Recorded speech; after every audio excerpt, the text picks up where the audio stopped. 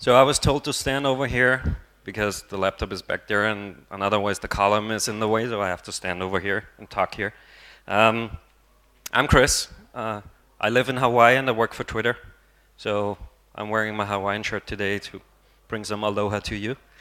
And so what is this talk about? So I hope most of you know what Graal is. I'm not really explaining what it is. There are other talks about this.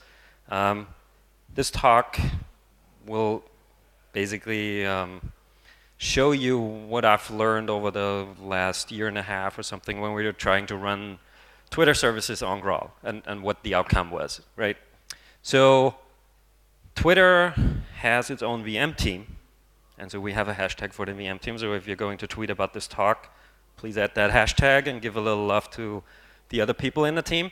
We have a small VM team, like four core people. It's like 3 GC people and 1 compiler guy. That's me. And what's the goal of this talk, or what's the goal of Twitter running stuff with Graal, right? So there are 2 reasons why I'm giving this talk at conferences. And number 1 is Graal is a new technology, right? And it's very promising. And the issue it has right now, it's not per se production ready, like in the Oracle sense of being production ready, but we use it, for example, in production, so in that way it is. But what the project needs is exposure, right? So if you guys are willing to try it, I would encourage you to do that, download it afterwards and give it a shot, run whatever you have. You don't have to run it in production, but you can try it out at least, right? It's just a different compiler, and you switch it on, and then you run on it, and you'll see what the outcome is. Maybe you see something similar what we are, or not, or whatever. Maybe you find a bug, file a bug. All that would be great. That's one reason why I'm doing this talk, to encourage people to try it. The other reason is to save money, and that's where Twitter comes in, right? We would like to save some money how we run our things, because Twitter is a huge distributed system, right? We have thousands of services running on, oh no, that's the wrong slide, sorry. I have to talk about the services first. So we have many services, as I said, thousands. And so these are just kind of the most important ones, right? The tweet service that reads and writes tweets, and then user service that deals with all your user data, and then the timeline service that builds up your timeline and shows it to you on the browser or your client. And then social graph is basically the social graph of your followers and who you're following and all this. So these are kind of the most important ones. There are others that deal with, images and URLs and you name it. So many services. But these are the biggest ones because everybody's using them every day. And we have many JVMs per service. So we have multiple data centers with thousands and thousands of machines running thousands of JVMs. So if we can shave off, a couple % of, let's say, CPU utilization, that translates in a lot of money. And we have our own data center, so we own the hardware, and so that's an expenditure for us, right? So if we can do something about this, that would be great. And so, as I said, we have our own VM team and we have our own JDK built in a way. So it's just based on OpenJDK. We just cloned it internally, and then we build it. We have a bunch of things added on. Most importantly, Graal, obviously, because otherwise we couldn't use it, which is just a clone of the GitHub repository. There's nothing special to it. We just have an internal clone because the build machines can access the internet, you know how it is. So sometimes you have to clone stuff just to make it work. Chap 243, JVM CI, we've done this, we've included it in Java 9. So it's part of JDK 9, and JDK 9 is out now, so you can actually download it, and you have JVM CI in it, and then you can just plug in Graal, and it just works, right? But it does not exist in 8, so we had to backport that. And then we have something Contrail that's called Contrail. Most people probably know what JFR is, and that's, but not for long. closed source right now, and so we kind of re-implemented that to have the same functionality inside of Twitter. And then we have a few, I don't think that's actually true anymore. We had some CMS improvements, the CMS garbage collector, but we upstreamed all of this. So all of the improvements we had are now upstream in OpenJDK. All right, so why Graal? Why not, I don't know, write your own compiler or use something different? Or why do we actually want to replace C2? So people know what C2 is? Raise your hands, C2. Oh, not that many, okay. So Hotspot has, do you know what JIT compilers are? Yes, we know about that, okay. So Hotspot has two JIT compilers, right? One is called C1 or client compiler, and one is called C2 or server compiler.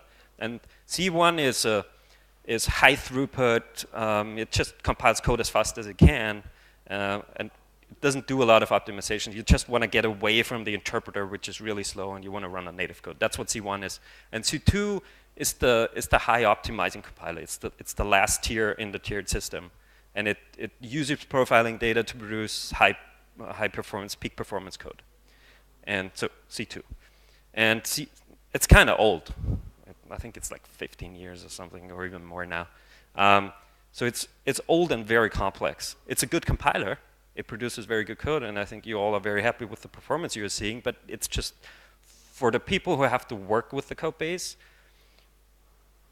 yeah, it's a pain in the ass. So we want to get away from it, because number one is the learning curve is very steep. So if you want to start working with C2, and that's an issue for companies who have their own VM teams, or Oracle even. Hiring people is hard because you are learning, and I speak from experience because when I started to work for some microsystems, I had to learn C2, and I've never had any software that took me so long to understand. So it took me like 2 or 3 years to really understand what's going on, right? You touch something here, something over there breaks, and that's usually not the case. And when you pick up a new software, you anticipate, okay, it will take me maybe a few weeks or 2 months to understand what's going on, and then I can work with it. That's the problem for hiring, because you hire people, they think they'll understand in a certain amount of time, but they don't. So they get frustrated and they think they're stupid, which they're not, but it's just because it's so complex. So this is really an issue going forward, because I want to retire at some point, and then we need new people.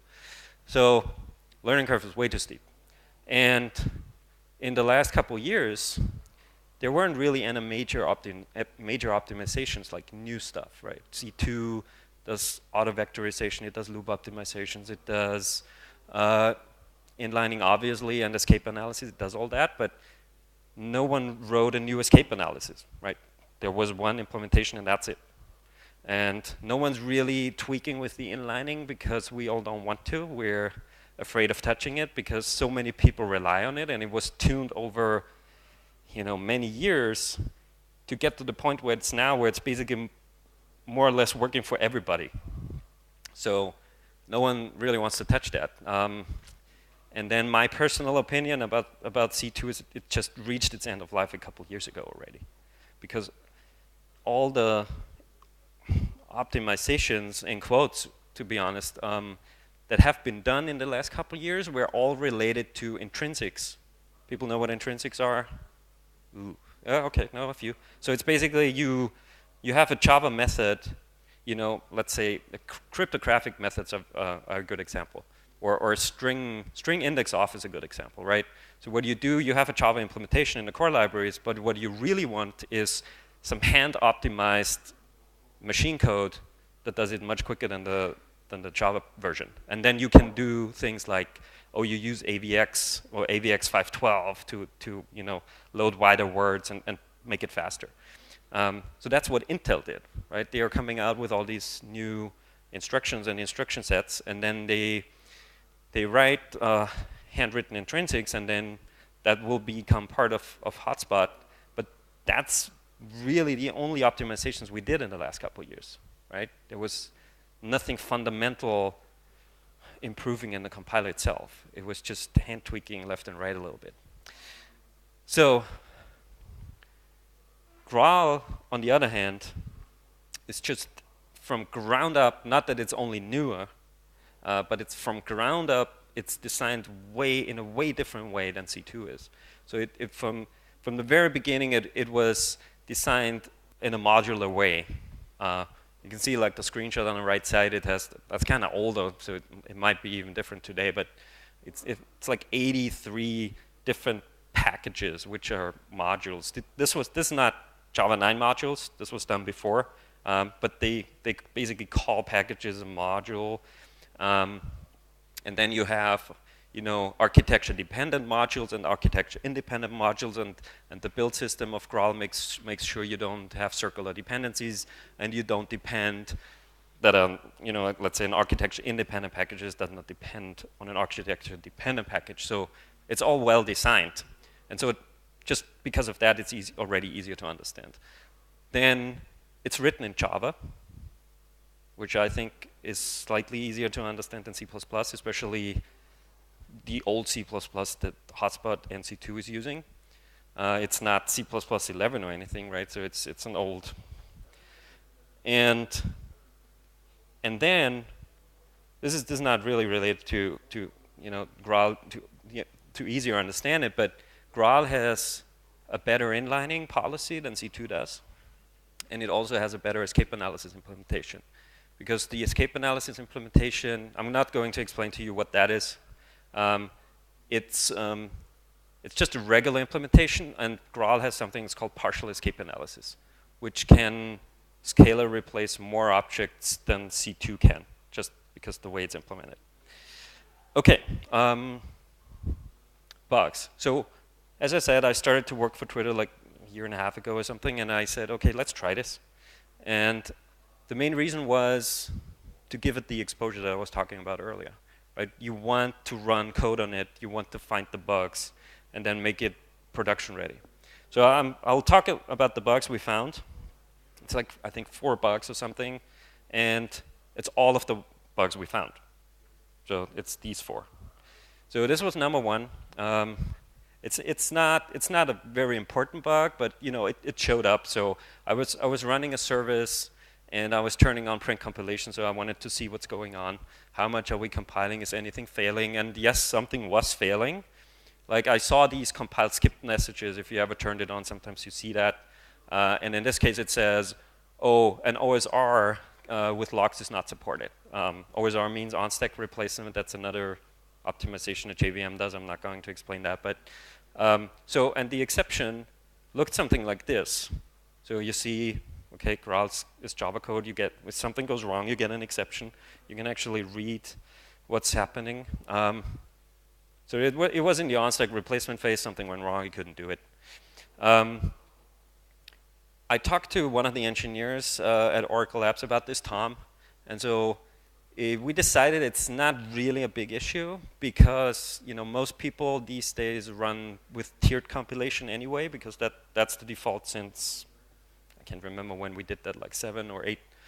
So you run with C1 and then C2, right? You compile with C1 first, and then later you switch to C2 code.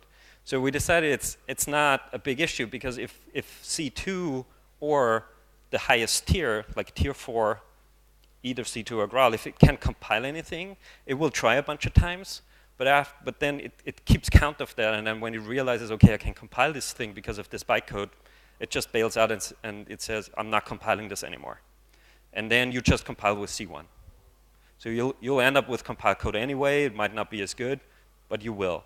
And in that particular case, the method that failed was not important. It was not a service method or something intrinsically important to the Twitter service in general. It was something that would have been nice to be compiled, but if not, you wouldn't notice. So we said, all right, whatever. It's still good to be fixed. So it was fixed, actually. I found out about it later by this commit here. And so the bug is technically closed, but it's not.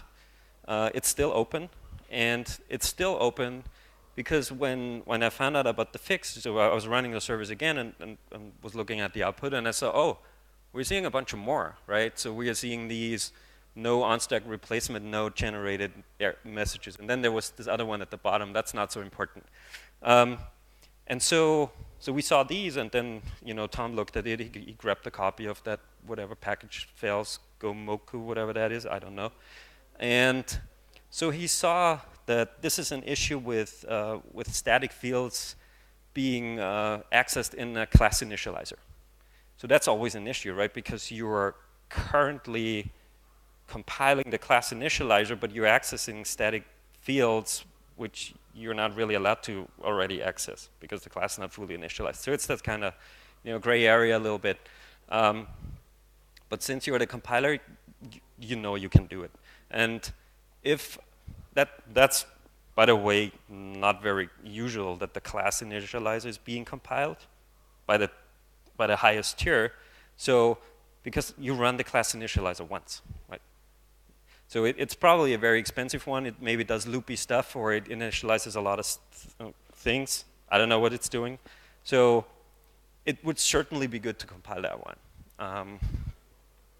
So we found out, there's like at the bottom, he says, there's a little piece of logic in C2's parser code which allows access to static fields within the class initializer, right? So there is this little bit of logic in C2 parser. That's that method. It's like a C++ method, and it's called static field OK in CLinit, right? So we all know that it's okay for the compiler to access it.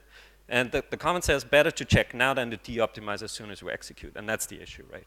If you compile it, you know it's hot, and you want that class initializer to happen as fast as possible because you're just starting up your application. And so you waste time compiling it, and then you execute it, and immediately when you execute it, you de-optimize, and you fall back to the interpreter. So we have to fix that, so that that's not happening again. Tom basically re-implemented that little piece of C++ logic in Graal, small change, one file, 31 new lines of code. Easy. Okay, that was fixed. It's not really a bug, but in a way it is. So this is a real bug. Like, this is a crash. And the problem with that one was it took days to reproduce. So I was running the service for days, and then suddenly it crashed. And it was a long time ago. I can't even remember how I was probably trying around with different command line options to find out what it could be. And then I think I was removing command line options to find out if it's one of them. And in fact, it was, because we are using something called Heapster. So you can download that thing on GitHub. And Heapster is a heap profiling agent. So what it does is it instruments bytecode to get heap profiles. And it does that by instrumenting the new bytecode. So whenever you allocate an object, right, it increments a counter. I don't know exactly what it does, but it modifies bytecode. That's the important part. And so Doug and Tom, they were discussing about this, and then Doug said, oh yeah, the problem is that the instrumentation agent changes snippet bytecode. So snippets is another, it's something like an intrinsic, as I explained earlier, but it's slightly different in Graal.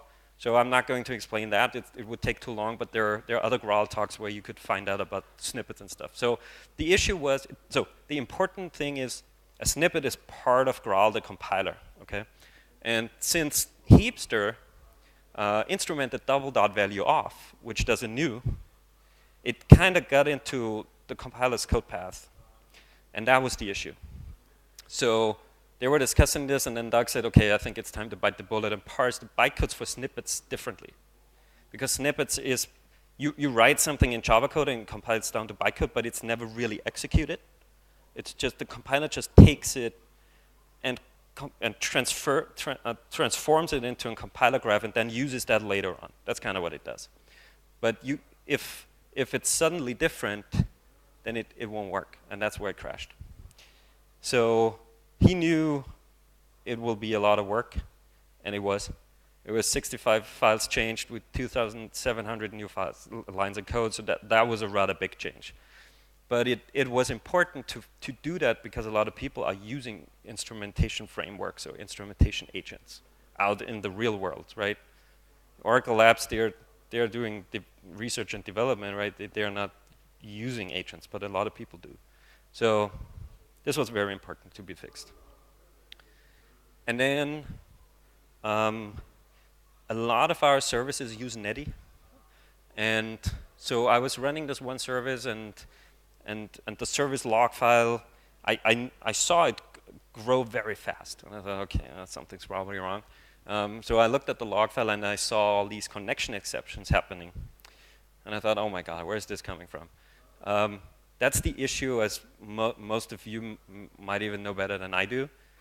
When you have microservice and something like this happens, you don't know where it's coming from, right? It could be the service you're running, or it could be another service somewhere else that's sending wrong data, or it doesn't accept connections. I didn't know what to do. I really did not. And then, sometimes it's better to drop something and do something else in the meantime, and then when you come back, you have a good idea. So that's what I did. I thought, okay, let's just run the Netty 4 test suite. And interestingly, the buffer test failed. I thought, okay, well, let's look at that, right? So it turned out, so Tom was looking at it again. It turned out, there are these reverse bytecode methods in the core library. Like, I think it's integer.reverse bytes or something. And you have that on short too. And so it turned out that Graal messed that up.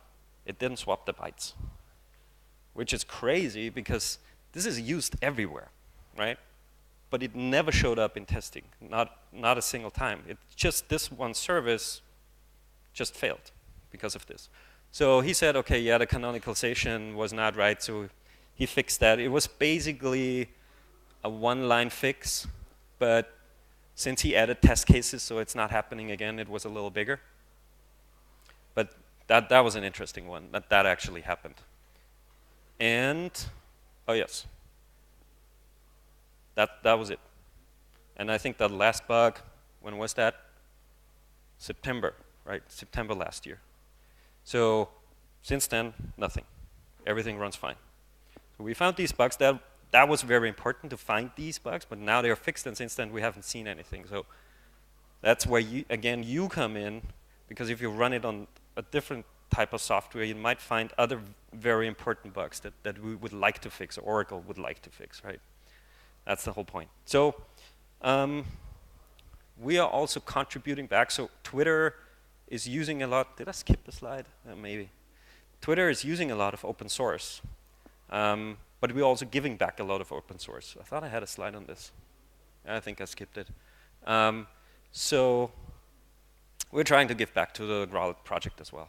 So I decided, okay, since I did this deck before Java 9 came out, so I decided, compact strings is in Java 9 now, and unfortunately the implementation for compact strings, you needed some compiler intrinsics for that, because the byte array, sometimes it's a character array really, and sometimes it's a byte array really, and you have to do a lot of conversions between these two.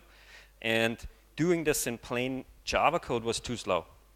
So they tried with unsafe, but it didn't work because C2 tripped over it. It couldn't optimize it well enough. And then, unfortunately, they decided to handwrite intrinsics for it.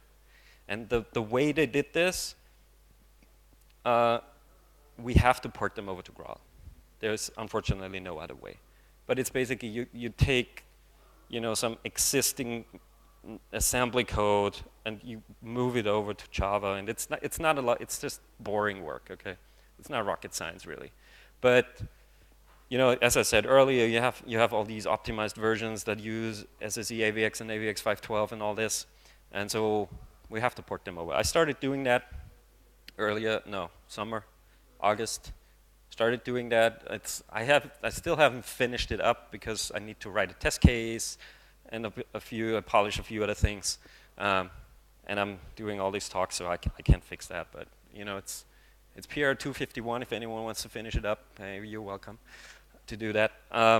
So I did the compare to intrinsic first because it's the biggest one. And then you see like the third row, you see it's like that's Graal, and that's Graal with the new intrinsic. It's like 2,600, what's that, nanoseconds. And then with the intrinsic, it's 126 for long strings, right? For short strings, it doesn't really do a lot. So at least we see, okay, it's working fine, and that bottom numbers is basically what you get with C2. So yeah, that's all I've done so far, because I was busy switching over services to Graal. So let's go to the numbers. The way I was testing this is I used the tweet service because it's easy to run for me, and it's representative. And the tweet service is a finagle thrift service. So finagle is something that Twitter wrote. It's open source. You can download it. It's an extensible RPC system for the JVM used to construct high concurrency servers. I don't know. That's some very sophisticated piece of software someone wrote, and it's open source. You can have it if you want. The important thing at the bottom is, to the very left, it's basically written in Scala. Right? There's a little bit of other code in there, but it's Scala. That's very important. So most of our services are written in Scala. We have a few written in Java, but most of them are in Scala. Okay, the test setup. The test setup is, I started out running tests and benchmarks in the production cluster, which worked fine. But since we are utilizing all the machines we have pretty heavily, you get a loss of crosstalking and noisy neighbors, and then the numbers you get there are not really representable. So I have my own dedicated cluster. Nothing's running on them. And I have one dedicated machine per instance configuration. So like C2 and Graal, it's two different machines, right? They're all the same hardware. Very important, all instances receive the same exact requests. I was running them at the same time. All of the instances were running at the same time. They received the same requests. That's actually dark traffic from production, so it's real load, but read only. So they're just doing tweet reads. They're not writing anything. Then I was using this JVM CI version, not that important. GraalVM 0.22. I think right now if you go and download it, it's like 0.29, but not a lot has changed since, so it's still valid. Then I'm using, or in general at Twitter, we're using the default tiered setup. So we're compiling with C1 first and then with Graal. Graal is, as I said, it's written in Java. So what you have is like you have a meta-circular aspect to it. So that means you need to do something like a bootstrap, right? You start up your JVM, and then your application starts running, and then you want to compile stuff, right? And it's being compiled, JIT compiled. And then when you hit tier 4, Graal starts compiling a method, an application method. But while it's doing that, it has to compile itself, right? Because it's Java code. It gets hot, and so it has to compile itself. That's called a bootstrap. And the way it's set up with the tiered system is that Graal itself, Graal methods, are only compiled by C1. And that's because it's much faster. If we would compile it with Graal itself, it would take much longer to bootstrap. So, and it's still fine. The throughput of the compiler of the Graal compiled code then, of Graal itself, is still good enough, right? It's not as good as if you would compile it with Graal because it's higher optimizing, but it's still okay. And then, that's relevant now. If bootstrapping is an issue for you, for Twitter it isn't, but if it's an issue for you, you can AOT compile Graal in JDK9, and then all this goes away. Okay, here we go. So this is 24 hours. It's a day of reading tweets. And as you can see, it's not cut off. There's really no y-axis. And the reason for that is because I'm not allowed to tell you. I'm not allowed to tell you how many requests per second one machine gets, and so on and so on. There will later, I will show you, especially the CPU savings, I will show you in a ratio so we can actually talk about numbers, but the actual real numbers I can't tell you. So okay, this is just to show you how the load is over a day. And then we have, at the bottom, we have the setup configurations I had, right? I'm running a C2, that's the blue. Then Graal is the orange. I threw in JDK9. As I said, it has JVM-CI in it, so you can just dump a Graal on it and then run with that. I threw in that to show you it doesn't make a difference if you're running 8 or 9. It's the same. It's the same performance. So we have C2, JDK9, and then a Graal JDK9. All right. So the tweet service is using parallel GC, so that's where we are seeing scavenge cycles here. So this is C2, a moving average of 60 minutes, so it's a little smoothed out. And yeah, C2, Graal. Okay, that's good. I was talking earlier about better inlining and escape analysis, so it can, escape analysis can scalarize more objects, so we are not allocating as much memory per tweet request as with C2. That's good on multiple fronts. Number one, an allocation basically is eliminated, so we don't have to do that, which is expensive. And then the resulting fields in the object will end up in registers. That's good because the code runs better and faster. And then on top of it, that's what this graph shows, is we don't have to do the GC cycle because we are not producing as much garbage. All right, so C2 with JDK9 is about the same, and then Graal with JDK9 is exactly the same. That's what it looks like, okay? So we're saving there. Then, oh yes, and that's, yeah, I can show you that, right? We save about 2.7% of GC cycles, which is not that great, but it's something. If you can save that, yeah, on thousands of machines, it amounts up to a lot. When I was trying to convince people at Twitter, service owners, to run with this compiler, one thing that came back to me was, you know, they are monitoring their metrics very closely, right? They're worried about CPU utilization. They're worried about how much memory is being used. They're mostly worried about memory leaks, and that's why they came back with this one and said, oh my God, it's using more old gen, right? Ooh, it's using 40 megabytes of more old gen. That's ridiculous. And they were worried about a memory leak, I think. But so what's happening here is that's expected because Graal is written in Java. It has some state. There is some memory being allocated and it has state and it needs to be somewhere. And since it's basically the longest running application in your JVM, it will end up in the old gen. That's it. But it's not, even if your old gen, if it's 200 megs, it will be 40 megs. If it's 2 terabyte, it will be 40 megs, right? It's just the state of Graal.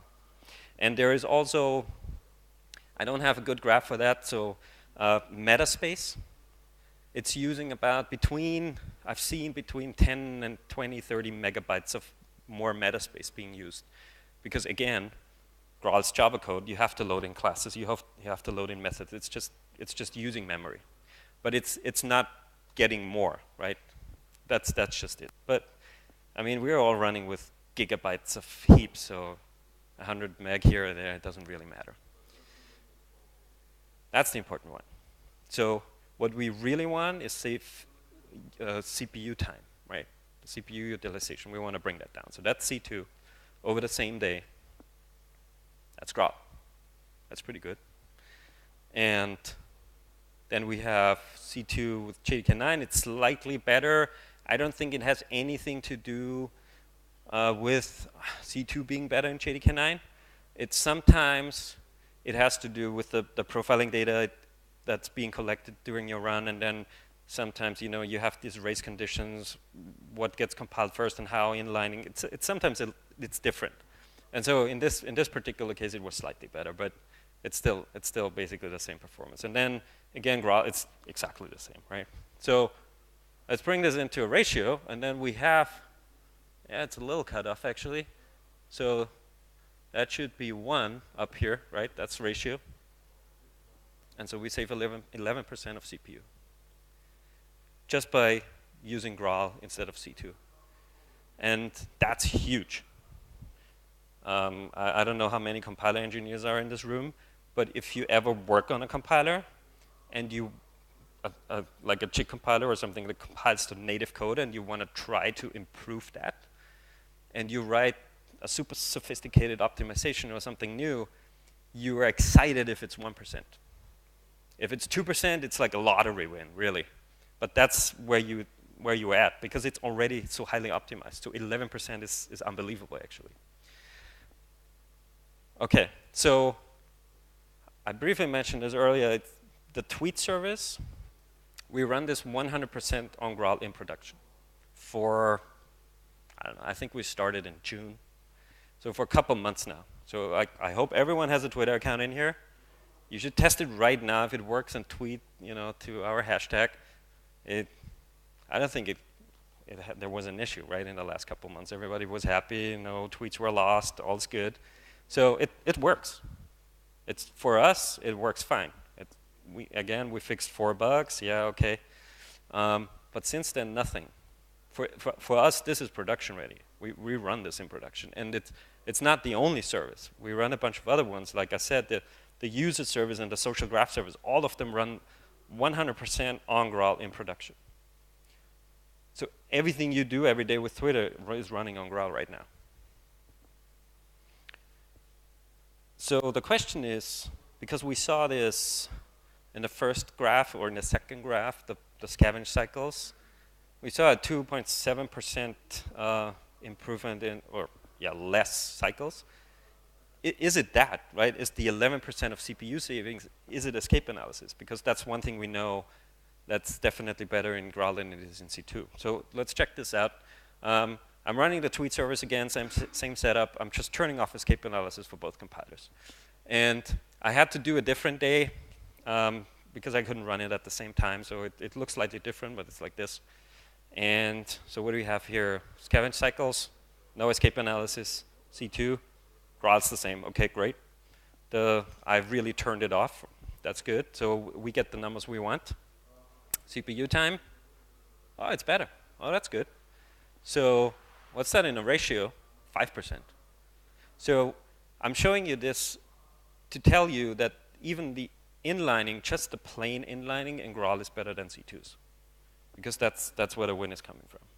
We're not scalarizing or escape analyzing any object. So just this is a great win for a newer compiler. Just by inlining, and then inlining, a lot of people, and you've probably heard this in other talks, it's the mother of all optimizations, right? But so they definitely improved that, and you can get an improvement just because of the inlining.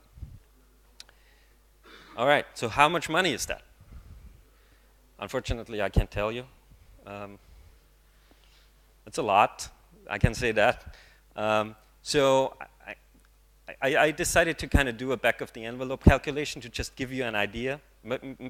Many of you maybe are running a data center on their own or buying cloud service somewhere. You know how much you're spending, right? And then you can calculate that for yourself. But I'm just doing this as a fun exercise. So I was Googling some cloud service providers, and I found all these, and they kind of listed in a weird way. So I calculated it out, and it's going from $72 per year to $210, okay, depending on what you pick, which already tells me if you pick the wrong one, you're paying a lot more than you should. So I averaged it out, because again, it really doesn't matter. It's just for an exercise purpose. So it's $127 per year per core, per CPU core.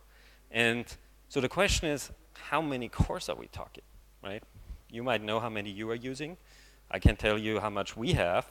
But there was an article in 2014, which is already 3 years old, where Bloomberg is talking about how many servers do Amazon, Google, and Microsoft have. And they were speculating about 1.5 million for Amazon, or even 2 million servers, which is ridiculous, right? I mean, not all of them will be running Java, but a lot of them will. And then down there, he talks about Microsoft has 100,000 servers spread across 6 data centers across the globe, right? So, and that was 3 years ago. So now it's 3 or 4, I don't know. Anyway, it's a lot. So I'm assuming that your company is smaller than Google's.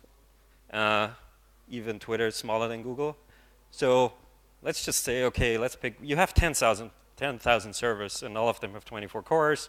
And then you say, okay, $127 per core times 24 times 10,000 is you would spend $3 million a year just to run whatever you're doing. If you could save 11% of that, that's $300,000. That could buy you 1 or 2 good software engineers. I don't know how much money you guys make, but you know. So can we even get more out of Graal? How much time do I have left? 9 minutes. Can we get more? So I was thinking, you know, you saw that with inlining, we got like a 5% improvement. So I thought maybe if we can tweak that inlining a little bit, maybe we can get more out of it. And so the answer is yes, we can. That's the spoiler. So I took an afternoon and I was just toying around it. Like Graal has about 3 properties you can change that influence inlining a little bit. So it's not too many because inlining just works different than in C2. So I was just fiddling around with them manually to see if I can find something out. Ideally, this should be some machine learning shit that would do that, right, for you.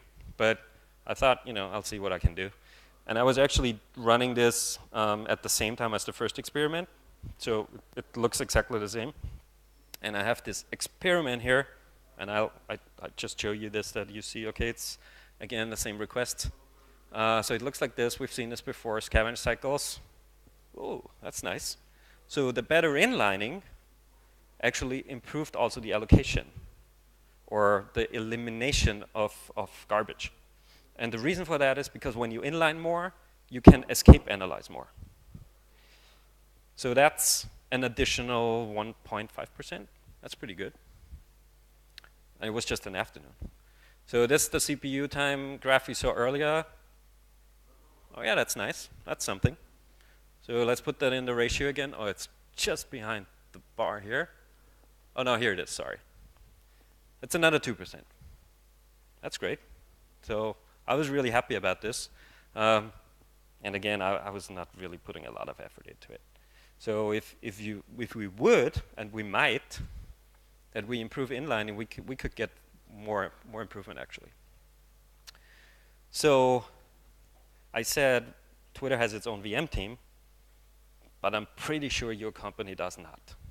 So what's important to you is, okay, is there any official support for Graal, right? If something goes wrong, where would I go? Could I buy support, or who would help me, right? So the answer is, yeah, well, a little bit. So JDK9 has a Graal version in it, and the reason for that is the AOT feature that we did in 9, it's using Graal as a compiler. It was much easier to implement it with Graal than with C2, so we said, okay, let's use Graal and do that. And that's something that's not being advertised on purpose by Oracle. The AOT is as an experimental feature advertised, but using Graal as a JIT compiler is not. And again, on purpose, because they don't want you to use that. But you can. You just say, okay, I want experimental options, and then you enable the JVM-CI, and you say, okay, let's use the JVM-CI compiler. And then you're running on Graal. That's all you have to do. So, and then, that was in August, end of August. There was an email on the mailing list about a review, like a small build change. You say build Graal regardless AOT build. And I thought, okay, yeah, why not? But then I realized, I zoom in on this one. It says, we are planning to have Graal as experimental JIT compiler on Linux in the next release. That was interesting. That was the first time Oracle officially said something like this, which I'm sure was not approved, right? Because it's a developer sending something to an email list, but whatever. So when that happened, that was still in the old world where we were on JDK9, and we expected the next one to be JDK10, but we all know that's not going to happen. So we're now on the new release cadence. So I don't know if next release in the new context means March next year or September next year, but I'm pretty sure it will come. And then, it's still experimental, but when Oracle G1 was experimental for a long time. And it was still, in a way, supported. You could still go to Oracle and say, hey, I'm using this crashing, and can you help me out? So I'm hoping on that. And then there's also Project METROPOLIS. I don't know if you heard about this. It's a new OpenJDK project that we've been talking about for years. So John and we have been talking about this for years. And it's basically to write parts of the JVM in Java. It's like what Graal is. Graal would actually be part of Project METROPOLIS in a way. And then it says down here, it say that for using the Graal compiler and AOT static compilation technology to replace the hotspot server compiler and possibly other components of hotspot.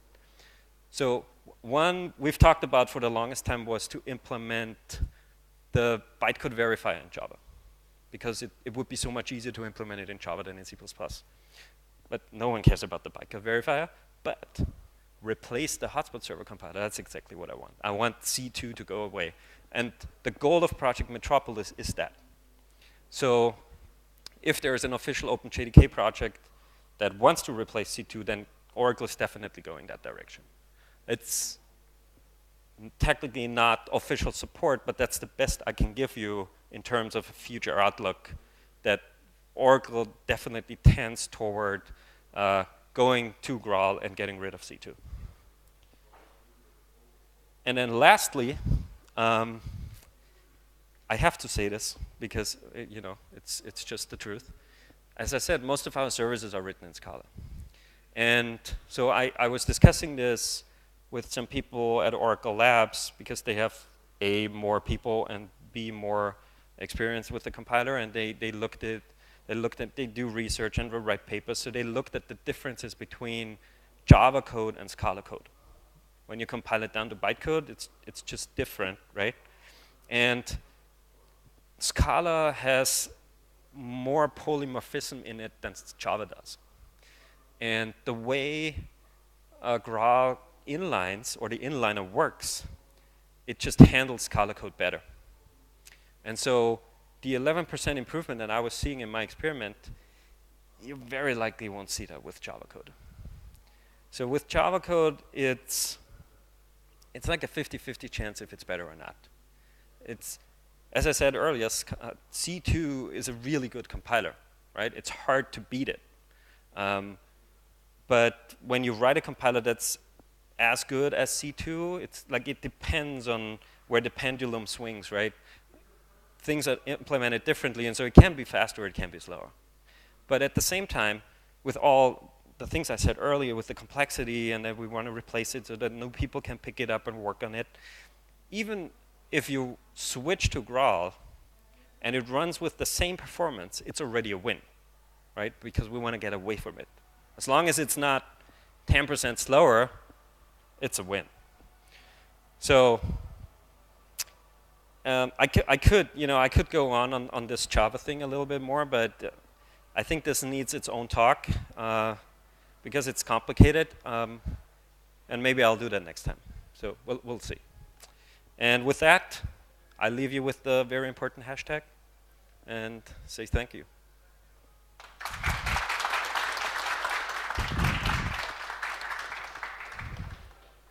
Are we doing questions?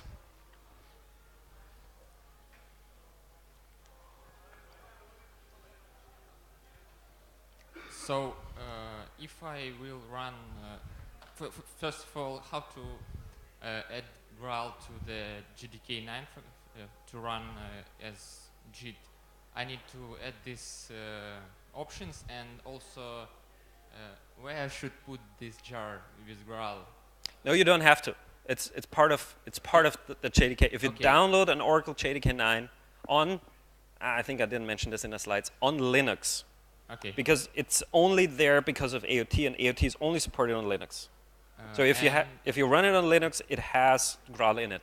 Okay. And the second question is, if I run, for example, my GMH benchmarks, then I need to warm up more. If am I wrong? Yes. So when you run benchmarks, that's a mistake that I see a lot. So yeah, since this all is still in the very early stages, running something with Graal, you have to know a little bit about its nature. Like you have to know its Java code, you have to know its bootstrapping. You can, and that's what I recommend when you do benchmarking, or maybe even when you run your production application, there is a command line switch to JVMCI. It's called bootstrap JVMCI. So what it does, it bootstraps the compiler before it executes your code. So it's first compile Graal into Yes. native code. Yes. Okay. Thank you. It takes a couple of seconds between, maybe 10 and 20 seconds depending on how much cores you have, but then you have native code and then you can run your benchmark. More questions? Yes.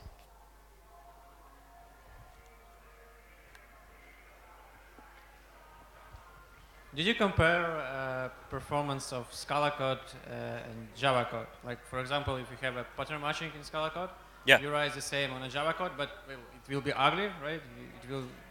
Java doesn't have pattern matching, and you compare these like two methods. I did not, and the reason for that is Twitter doesn't pay me for that, right? Twitter pays me to make their services run better. That's my job right now. You would have to ask Oracle Labs if they'd done it. Maybe they did. I was running a bunch of benchmarks. I can tell you, for example, there are a few da capo benchmarks. They run exactly the same as with C2, but then there are others that are slightly slower, and then there are others that are better. So it really depends on the code, and I think, I don't know the exact number, but I would guess that like 98% of Twitter services are written in Scala, and I only know a handful that are written in Java. And the Java ones we were trying, and they were the same. We didn't see an improvement there. But it highly depends on what you do. You got one more?